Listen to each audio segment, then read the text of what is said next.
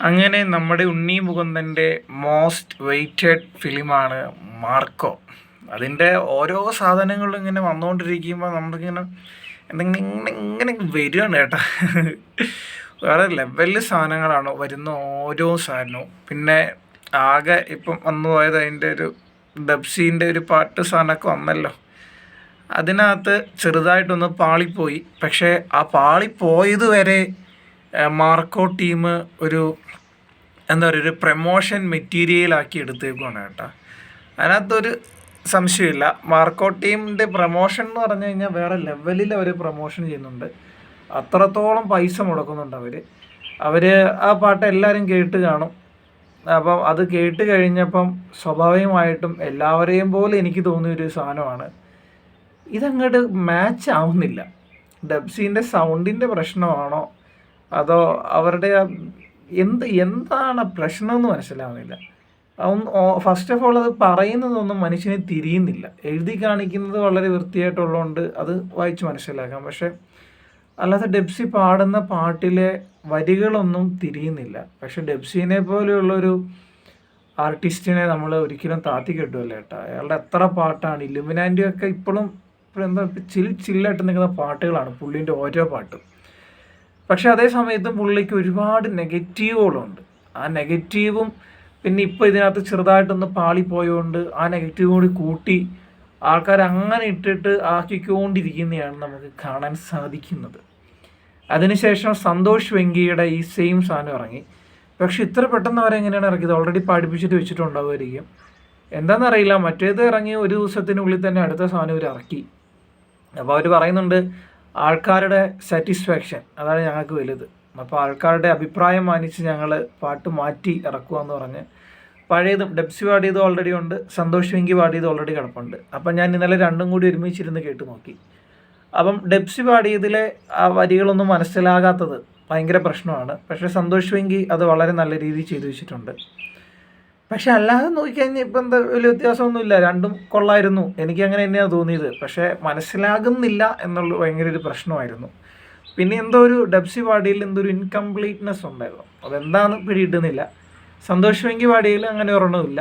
പിന്നെ നേരത്തെ പറഞ്ഞ പോലെ ഡബ്സിക്കൊരു നെഗറ്റീവ് ഉണ്ട്. അത് ഡബ്സി പല ലൈവ് പ്രോഗ്രാമുകളിലും പോകുമ്പോൾ സ്റ്റേജിൽ കിടന്ന് കാണിക്കുന്ന ഷോയിൻ്റെ ആണോ എന്താണ് എന്നറിയില്ല.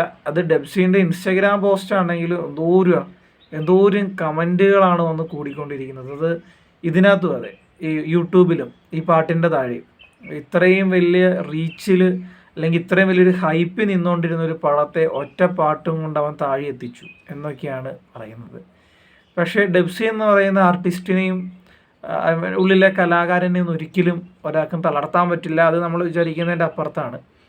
അത് ഇത്രയും പാട്ടും കൊണ്ട് നമുക്ക് മനസ്സിലായില്ല. പിന്നെ ഏതൊരാൾക്കും, ഏതൊരു നടനായിക്കോട്ടെ, ഏതൊരു പാട്ടുകാരനായിക്കോട്ടെ, ഏതൊരു ഡയറക്ടറായിക്കോട്ടെ, ഒരു ഉയർച്ചയും ഒരു താഴ്ചയും എല്ലാ സമയത്തും ഉണ്ടാവും. എല്ലാ സമയത്തും ആൾക്കാർ നമ്മളെ പൊക്കിപ്പിടിക്കും എന്ന് പറഞ്ഞ് നടക്കുന്നതിൽ കാര്യമില്ല.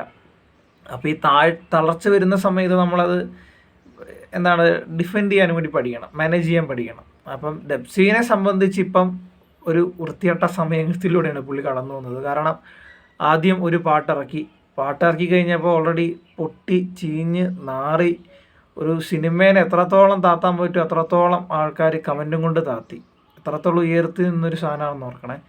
അതിനുശേഷം ഡബ്സീനെ തഴയുന്നു എന്ന വണ്ണം സന്തോഷ് വെങ്കീനെയും പാടിച്ചുകൊണ്ട് വേറൊരു സാധനം ഇറക്കുന്നു. അതാണെങ്കിൽ ഹിറ്റായി പോകുന്നു.